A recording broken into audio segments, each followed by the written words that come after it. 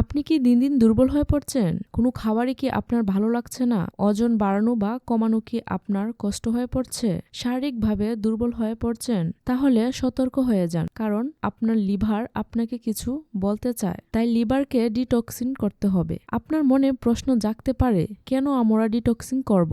লিভারকে মানব শরীরের দ্বিতীয় মস্তিষ্ক বলা হয়। এটি ছাড়া আমাদের শরীর এক মুহূর্ত চলতে পারে না। এর ওজন 2.5 কেজি। এটির উপকারিতা জানলে আজ থেকে আপনি লিভারকে যত্ন নিতে থাকবেন। আমরা যখন কোনো খাবার খাই, সেগুলো পাকস্থলীতে যায়। পরবর্তীতে খাবারের পুষ্টি পাকস্থলী থেকে লিভারে যায়। সেখান থেকে ক্ষতিকর উপাদানগুলো আলাদা করে ফেলে, যেগুলো আমাদের শরীরের জন্য উপকারী, যা আমাদের হার্টে পাঠা আর ক্ষতিকরগুলো বের করে দেয়। যদি আপনি সবুজ শাকসবজি খান, তাহলে লিভার এটি অনায়াসে বুঝতে পারে আপনার শরীরের জন্য ভালো। অনেক সময় মদ্যপান করলে লিভার যদি সেটা বুঝতে পারে এটি আপনার শরীরের জন্য ক্ষতিকর, তাহলে এটি গ্রহণ করে না। এই জন্যই দেখা যায় যারা নতুন নতুন মদ্যপান করে তাদের বমি হয় অথবা পেট খারাপ হয়। যদি আপনি প্রতিদিন মদ্যপান করেন, তাহলে আপনার লিভার আস্তে আস্তে নষ্ট হয়ে যায়। এটি শুধু মদ্যপানের জন্য নয়। আপনি যদি তেলে ভাজা খাবার,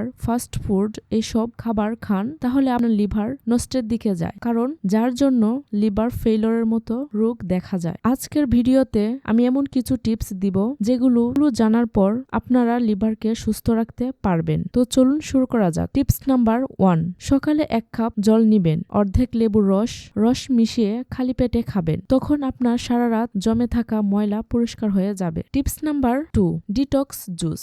যার জন্য প্রয়োজন হবে লাউ। বাজারে আপনি খুব সহজেই পেয়ে যাবেন লাউ। এই লাউকে ছোট ছোট টুকরো করে মিক্সারে জুস বানাতে হবে। তারপর এই জুসকে সকালে খেলে পেটের সকল ময়লা ক্ষতিকর উপাদান বের করে ফেলবে। টিপস নাম্বার 3, যদি আপনি অল্প পরিমাণের গুড় খান, যা আপনার পাকস্থলীতে পাচক রস নিরসন করে, যার ফলে আপনার খাওয়া খাবারের ক্ষতিকর উপাদানগুলো বের করে দেয়। আপনার খাবার পর একটু গুড় খান, আপনার লিভার এবং জীবনকে সুস্থ করবে। এই টিপসগুলো একটি যদি আপনি 1 সপ্তাহ মেনে চলুন, আপনার লিভার সুস্থ সবল হয়ে উঠবে। অবশ্যই এই টিপসগুলো আপনার লিভারকে সুস্থ করে তুলবে। ভালো লাগলে সাবস্ক্রাইব করে পাশে থাকবেন।